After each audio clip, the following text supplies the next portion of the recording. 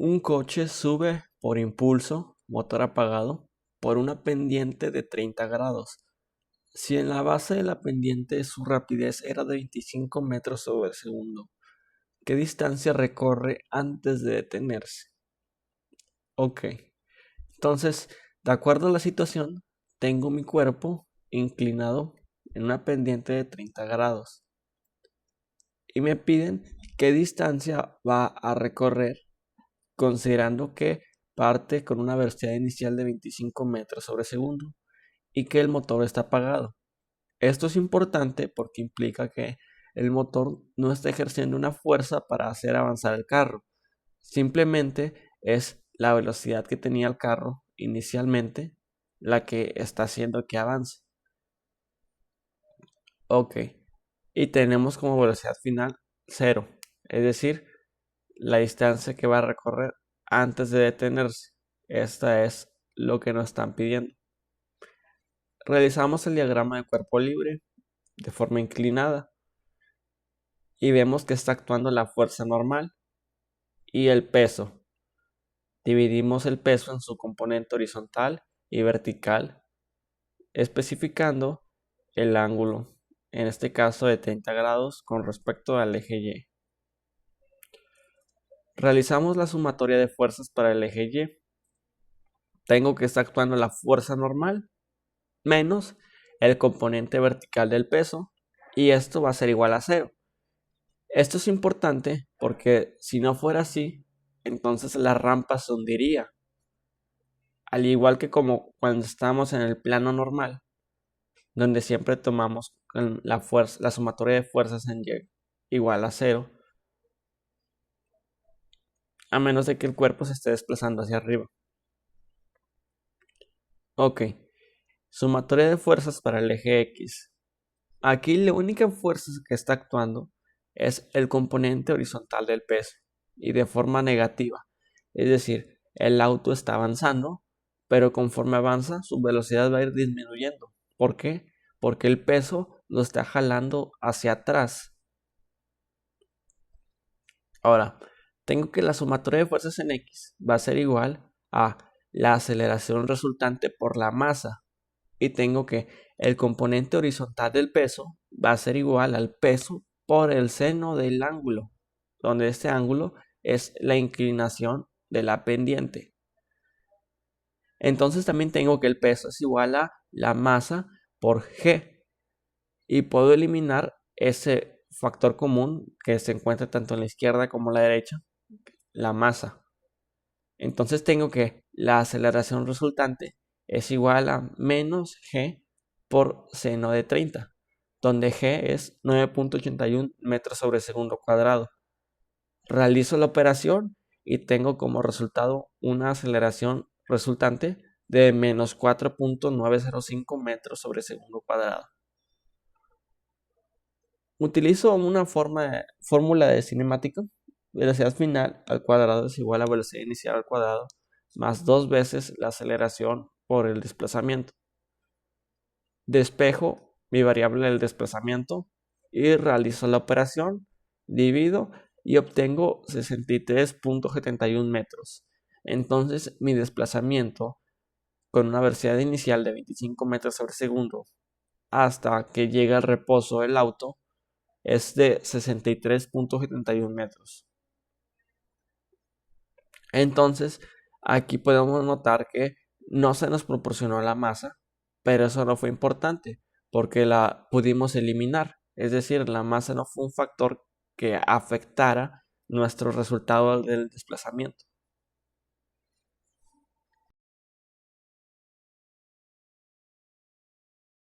Continuamos con el segundo problema. Una caja de embalaje se coloca en un plano inclinado de 20 grados. Si el coeficiente de fricción estática entre la caja y el plano es de 0.65, ¿la caja resbalará por el plano? Justifique su respuesta. Ok, primero hay que plantear el dibujo de la situación. Este es opcional. Primero, ¿cómo hacer la rampa? La rampa inclinada hacia la izquierda o hacia la derecha? Bueno, por ejemplo, en este segundo ejercicio la hice de esta forma. Pero si se fijan, en el tercer ejercicio más abajo, ahora la realicé espejeada. Es importante recalcar aquí que el cómo hagas la rampa es indiferente a menos de que te pregunten por el desplazamiento. Porque, por ejemplo, si la haces así como yo la hice en este segundo problema, el desplazamiento, si es que llega a ver, será negativo. Y como lo hice en el tercer problema, el desplazamiento será positivo. Pero esto también depende de qué fuerzas estén actuando. Porque si la caja está siendo jalada por una cuerda, una polea, entonces ahí ya puede cambiar. Pero generalmente, al menos en este segundo problema, es indiferente cómo elijas la rampa. Bueno, yo la hice de esta forma. Vemos que está actuando la fuerza normal y el componente horizontal del peso. Es decir, el peso de la caja que está jalando hacia atrás la caja. La quiere bajar. Pero hay una fuerza que se opone a ese movimiento, que es la fuerza de fricción estática. Esto nos indica que la caja está inicialmente en reposo. Realizamos el diagrama de cuerpo libre y vemos que nuestro peso está con cierto ángulo respecto al eje Y. Ese ángulo θ va a ser el ángulo de inclinación de la rampa. Realizamos la sumatoria de fuerzas para el eje Y. Vemos que está actuando la fuerza normal y el componente vertical del peso de forma negativa. Y todo esto va a ser igual a 0. Despejo la fuerza normal y tengo que la fuerza normal va a ser igual al componente vertical del peso, es decir, el peso por el coseno de 20 grados. Ahora también realizo la sumatoria de fuerzas para el eje X. Tengo que esto va a ser igual a la masa por la aceleración resultante, la cual no sabemos si va a ser 0 o no. Esa es la pregunta. La caja resbalará por el plano, es decir, la caja va a sufrir una aceleración, considerando que la velocidad inicial es 0. ¿Por qué? Porque estamos hablando de la fricción estática. Ok, entonces tenemos que las fuerzas actuando en el eje X es la fuerza de fricción estática de forma positiva menos el peso de su, el componente horizontal del peso. Ahora, ¿cómo sabemos si la caja va a resbalar? La fuerza de fricción estática es una respuesta al movimiento, pero tiene un límite, al cual le vamos a llamar fuerza de la fricción estática máxima. ¿Ok? Si la fuerza de fricción estática máxima es mayor o igual a las otras fuerzas que están actuando en este eje X, en este caso únicamente el peso en su componente horizontal, entonces la caja no se moverá. O en otras palabras también, si el componente horizontal del peso supera la fuerza de fricción estática máxima, entonces la caja sí se moverá. Entonces tengo que la fuerza del peso en su componente horizontal tiene que superar a mi fuerza de fricción estática máxima para que la caja se mueva. Porque si no se supera eso, la caja no se va a mover. ¿Cómo calculamos la fuerza de fricción estática máxima? Como si fuera la fuerza de fricción cinética. Multiplico el coeficiente de fricción estático por la fuerza normal. Entonces tengo que esto va a ser igual al coeficiente de fricción estático por el peso por el coseno de 20 grados.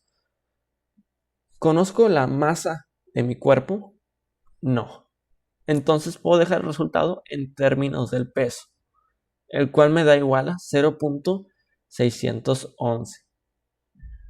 Componente horizontal del peso. Esto es igual al peso por el seno de 20 grados. Entonces tengo que esto es igual a 0.342 W en términos del peso. ¿Qué es mayor? Entonces, ¿la fuerza de fricción estática máxima o el componente horizontal del peso? Bueno, podemos ver que la fuerza de fricción estática máxima es mayor al componente horizontal del peso. Entonces, la caja no se va a mover porque el componente horizontal del peso no superó la fuerza de fricción estática máxima. En este caso, mi cuerpo se encuentra en equilibrio. ¿Por qué? Porque la fuerza de fricción estática es una respuesta a este componente horizontal. Para calcular cuál sería la fuerza de fricción estática, la cual en esta situación no es la máxima. ¿Por qué? Porque no se necesitó. Tendría que igualarla al componente horizontal del peso. Y para esto ocuparíamos la masa. Pero en resumen, la caja no se va a mover. Se va a encontrar en equilibrio estático.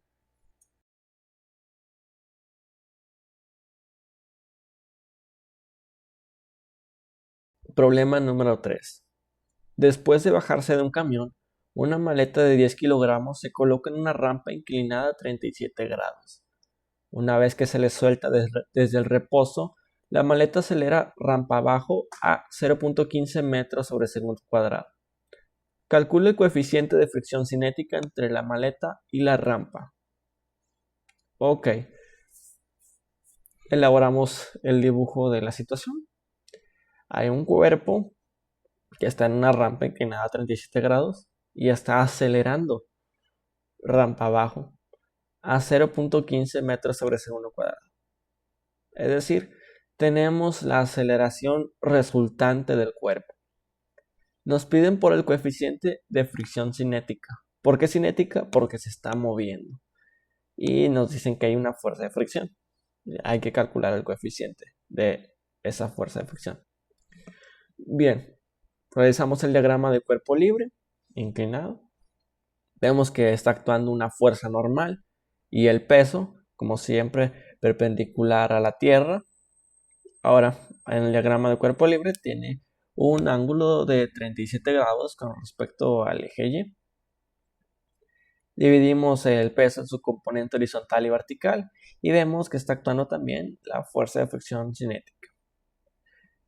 Hacemos la sumatoria de fuerzas para el eje Y, que nos queda como fuerza normal menos el componente vertical del peso.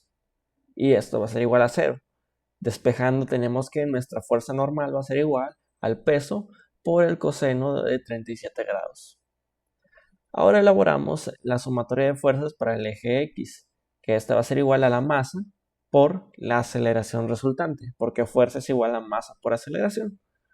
Ahora, en esta sumatoria de fuerzas tenemos que estar actuando el componente horizontal del peso de forma positiva y de forma negativa la fuerza de fricción cinética.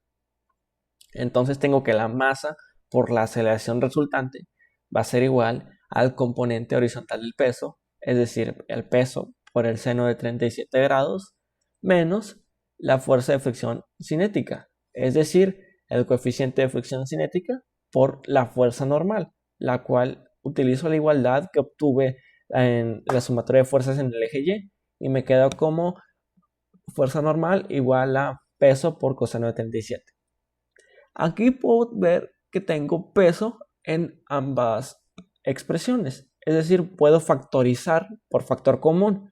Entonces tengo que la masa por la aceleración resultante va a ser igual al peso multiplicado por el seno de 37 grados menos el coeficiente de fricción cinético multiplicado por el coseno de 37 grados. Ahora, puedo expresar al peso como masa por G. Entonces, tengo que cuento con masa tanto en la izquierda como en la derecha de la igualdad. Es decir, puedo eliminar ese término común. Entonces, despejando, tengo que aceleración resultante sobre G, porque G está multiplicando, pasa dividiendo, es igual al seno de 37 grados menos el coeficiente de fricción cinético por coseno de 37 grados. Ahora, esa expresión de coeficiente de fricción cinética por coseno de 37 grados es una resta. Lo paso al otro lado de la ecuación, de la igualdad, y se vuelve una suma. Ok. Asimismo, también puedo pasar esa división de aceleración resultante sobre g como un término que está sumando, lo paso restando. Y el coseno de 37 que está multiplicando a mi coeficiente de fricción cinética, lo puedo pasar dividiendo. Y así tengo despejado mi coeficiente de fricción cinético y puedo obtener su valor. Sustituyo el valor del seno de 37, coseno de 37 y realizo la división de la aceleración resultante que nos proporcionaron al inicio, 0.15 metros sobre segundo cuadrado, sobre 9.81 metros sobre segundo cuadrado, que es la constante g. Esto me da como resultado un coeficiente de fricción cinético de 0.7344.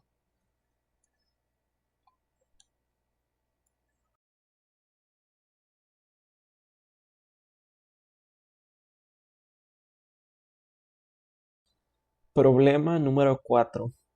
Se tira de una caja que pesa 9.8 por 10 a la 3 newtons para subirla por una rampa de 37 grados, aplicando una fuerza paralela a la rampa. Si el coeficiente de fricción cinética entre la caja y la superficie de la rampa es de 0.75, ¿qué magnitud deberá tener la fuerza aplicada para mover la caja con velocidad constante? Ok, nos dan el peso de la caja, no la masa, nos dan W, en una rampa que está inclinada a 37 grados. Nos dicen que hay una fuerza paralela aplicada, que está paralela a la rampa. Significa que el ángulo entre nuestro plano y dicha fuerza va a ser 0. Y esto resulta conveniente. A esta fuerza la decidí llamar tensión, porque probablemente sea una polea, pero está bien si lo dejan como F1 también. Bien, nos preguntan por qué magnitud deberá tener esta fuerza que se aplica para que la caja se mueva con una velocidad constante. ¿Qué significa una velocidad constante? Significa que no existe una aceleración. Si no existe una aceleración, significa que el cuerpo se encuentra en equilibrio. Entonces, nos piden que la sumatoria de fuerzas en el eje X sea igual a 0. Y para que se esté en equilibrio, también requiere que la sumatoria de fuerzas en Y sea igual a 0. Pero esto ya lo sabemos de antemano, ¿verdad? Bueno, realizamos el diagrama de cuerpo libre. Vemos que está actuando en el eje X la fuerza de tensión, también está la fuerza de fricción cinética oponiéndose a este movimiento. También tenemos la fuerza normal y el peso, el cual dividimos en sus componentes horizontal y vertical y con un ángulo θ respecto al eje Y. En este caso el ángulo θ igual a 37 grados. Realizamos la sumatoria de fuerzas para el eje Y. Tenemos que la fuerza normal menos el componente vertical del peso, que son las fuerzas que están actuando para el eje Y, es igual a 0. ¿Por qué? Porque la caja no se hunde. Ahora, entonces despejando tenemos que nuestra fuerza normal va a ser igual al peso por el coseno de 37 grados. Ahora realizamos la sumatoria de fuerzas para el eje X, la cual va a ser igual a nuestra fuerza aplicada, T, menos el componente horizontal del peso, menos nuestra fuerza de fricción. ¿Por qué? Porque la fuerza de fricción se está oponiendo al movimiento. Ok. Y esto va a ser igual a 0. Esto para obtener una velocidad constante, que es lo que nos están pidiendo. Despejando así, como es igual a 0, puedo pasar nuestra componente horizontal del peso y nuestra fuerza de fricción cinética, sumando.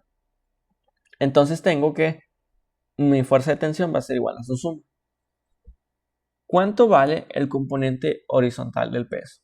Bueno, es el peso por el seno de 37. ¿Cuánto vale la fuerza de fricción cinética?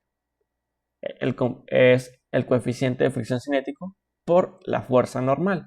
En este caso, la fuerza normal es el peso por el coseno de 37 grados. Ahora veo que aquí tengo un factor común, que es el peso.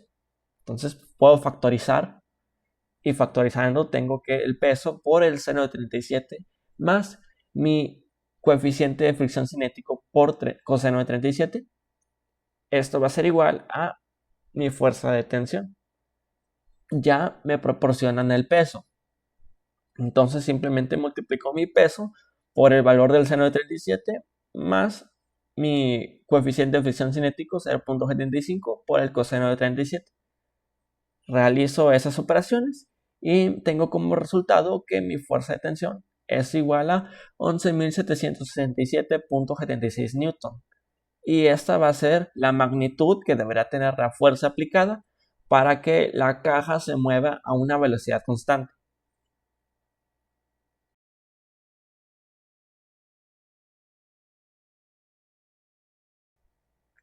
Problema número 5. Un bloque de 3 kilogramos baja deslizándose por un plano inclinado con un coeficiente de fricción cinético de 0.275, formando 20 grados con la horizontal. Si la longitud del plano es de 1.5 metros, ¿cuánto trabajo neto es efectuado? Ok, nos preguntan por el trabajo neto. Realizamos el dibujo de la situación. Tengo que mi cuerpo de masa 1 se encuentra en un plano inclinado, 20 grados sobre el horizontal. Y tengo que se desplaza 1.5 metros. ¿Cuál es el trabajo neto efectuado? Realizamos el diagrama de cuerpo libre y veo que las fuerzas actuando es la fuerza normal y el peso y mi fuerza de fricción cinética.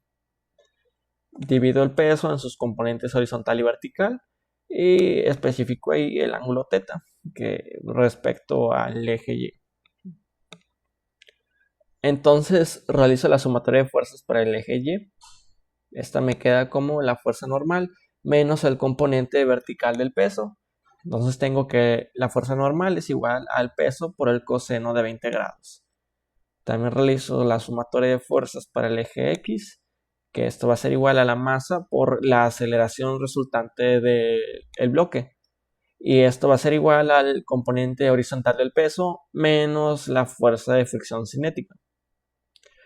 Ahora, el componente horizontal del peso va a ser igual al peso por el seno del ángulo, 20 grados, menos la fuerza de fricción cinética, la cual es igual al coeficiente de fricción cinético por la fuerza normal. Es decir, en este caso, el peso por el coseno de 20 grados.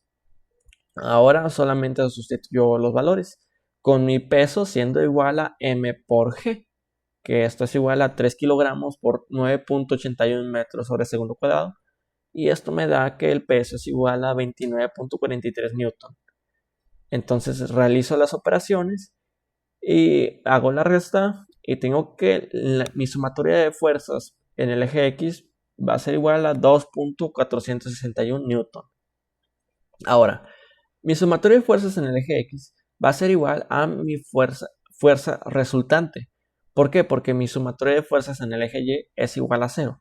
Es decir, lo único que está afectando mi cuerpo es las fuerzas en X. Las fuerzas en Y se encuentran en equilibrio. Ok, tengo que mi trabajo neto, también llamado trabajo total, va a ser igual a mi fuerza resultante por el desplazamiento del cuerpo por el coseno del ángulo. Entonces tengo que esta va a ser igual a 2.461 newton por 1.5 metros por 1.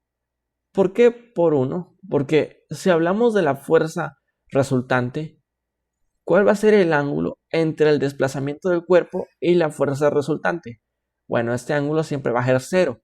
¿Por qué? Porque el cuerpo siempre se mueve, se desplaza en donde en la dirección de la fuerza resultante, porque es una fuerza que unifica a todas las fuerzas que están actuando. Y esta es la que describe el movimiento del cuerpo en su totalidad. Es decir, aquí no nos tenemos que preocupar por el ángulo, simplemente hacemos la multiplicación y tengo que el trabajo neto efectuado es igual a 3.691 joules. Problema número 6.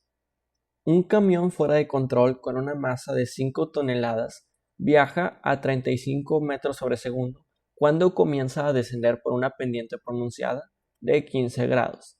La pendiente está cubierta de hielo, así que el coeficiente de fricción es de apenas 0.30. Determine qué distancia se deslizará antes de que llegue el reposo. Ok, entonces tengo que mi cuerpo de masa 1 tiene un desplazamiento en un plano inclinado 15 grados sobre el horizontal, con una velocidad inicial de 35 metros sobre segundo y una velocidad final de 0, porque es el reposo. Vean la masa. Y nos preguntan por el desplazamiento que va a tener antes de que llegue el reposo. Realizo el diagrama de cuerpo libre. Veo que están actuando la fuerza normal, el peso y la fuerza de fricción cinética, porque el cuerpo se está moviendo. Ok, no me menciona nada de una fuerza de avance del camión, así que pues bajamos de cuenta de que no hay frenos, ok, porque no lo mencionan el problema. El conductor no tiene frenos.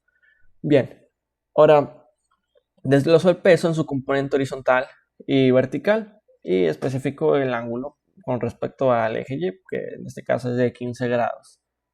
Bien, entonces tengo que mi sumatoria de fuerzas para el eje Y es la fuerza normal menos mi componente vertical del peso, y esto va a ser igual a 0. Entonces tengo que mi fuerza normal va a ser igual al peso por el coseno de 15 grados. También tengo que mi sumatoria de fuerzas para el eje X va a ser igual a el componente horizontal del peso menos mi fuerza de fricción cinética. En este caso, bueno, el componente horizontal del peso va a ser igual a el peso por el seno del ángulo, es decir, aquí la pendiente, 15 grados. Ok, ¿cómo soluciono este problema? Bien, nos dan la velocidad inicial, nos dan la velocidad final, nos da la masa. Determina la distancia. Podemos obtener la distancia usando el teorema trabajo-energía y usando la fórmula del trabajo. El teorema de trabajo-energía nos dice que el trabajo neto va a ser igual al cambio de la energía cinética. En este caso, realizo las operaciones y tengo que mi energía cinética va a ser igual, el cambio de la energía cinética va a ser igual a menos 3.062.500 joules. Y esto va a ser igual al trabajo total efectuado. Ok, este dato es importante. Bien, si continúo con mi sumatoria de fuerzas para el eje X, calculo el peso, que no es más que mi masa por G, es decir, 5 por 10 a la 3 kilogramos por 9.81 metros sobre segundo cuadrado. Entonces, mi peso va a ser igual a 49.050 newton. Entonces, realizo las operaciones por obtener la sumatoria de fuerzas en el eje X y me da menos 1518.52 newton. Ahora, mi sumatoria de fuerzas en el eje X va a ser igual a la fuerza resultante. ¿Por qué? Porque mi sumatoria de fuerzas en el eje Y es igual a 0, se encuentra equilibrado. Y si quiero obtener la fuerza resultante, que es igual a la raíz cuadrada del cuadrado de la sumatoria de fuerzas en X más el cuadrado de la sumatoria de fuerzas en Y, tengo que 0 al cuadrado es 0. Es decir, fuerza resultante es igual a sumatoria de fuerzas en X al cuadrado. Y elimino la raíz con el cuadrado y tengo que la fuerza resultante va a ser igual a la sumatoria de fuerzas en X. Ahora, tengo que el trabajo neto, el trabajo total, va a ser igual a la fuerza resultante por el desplazamiento por el coseno de 0 grados. es decir, por 1. Entonces ya tengo mi trabajo total, ya tengo mi fuerza resultante. Solo me queda despejar mi desplazamiento. Despejando, tengo que el desplazamiento es igual al trabajo total sobre la fuerza resultante. Realizo la operación y tengo que mi desplazamiento va a ser igual a 2016.77 metros. Es decir, el camión se va a desplazar 2116.77 metros antes de llegar al reposo. Aquí es importante hacer una aclaración. ¿Qué hubiera pasado si mi sumatoria de fuerzas en X no me daba negativa, sino positiva? Pues entonces el camión, en vez de desacelerar, iba a acelerar. ¿Sí se entiende? Es decir, el camión, en vez de perder velocidad, iba a ganar más y más velocidad conforme pasara el tiempo. Es decir, nunca se iba a detener, al menos no con solamente actuando la fuerza de fricción y cinética y el componente horizontal del peso. Se necesitaría que el conductor también frenara. ¿Qué pasaría si hiciéramos esa división? Entonces tendríamos un desplazamiento negativo, lo cual pues no tiene sentido aquí.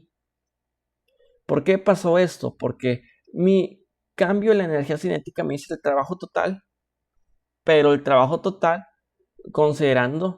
sin considerar cuántas fuerzas aplicas, simplemente las que sean, pero este tiene que ser el trabajo total, es decir, el cambio en la energía cinética. Ahí está esa discrepancia. En este caso, como la sumatoria de fuerzas en X sí dio negativa, entonces no hay preocupación al respecto. También considero importante mostrar que hay otra forma de resolver este problema.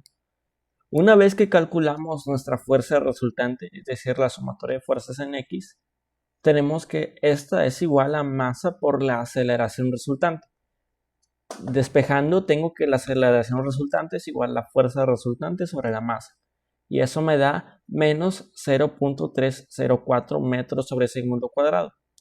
Y por cinemática tengo que velocidad final al cuadrado es igual a velocidad inicial al cuadrado más 2 veces la aceleración resultante por el desplazamiento. Despejando, tengo que el desplazamiento es igual a la velocidad final menos la velocidad inicial al cuadrado. Todo esto dividido entre el doble de la aceleración resultante. Realizo las operaciones y tengo que el desplazamiento es igual a 214.8 metros. Esta pequeña diferencia en la cantidad del desplazamiento obtenido fue por el uso de decimales, pero ambas respuestas son correctas. Si se hubiera usado más decimales en la resolución de ambas resoluciones, se hubiera llegado a un resultado aún más similar.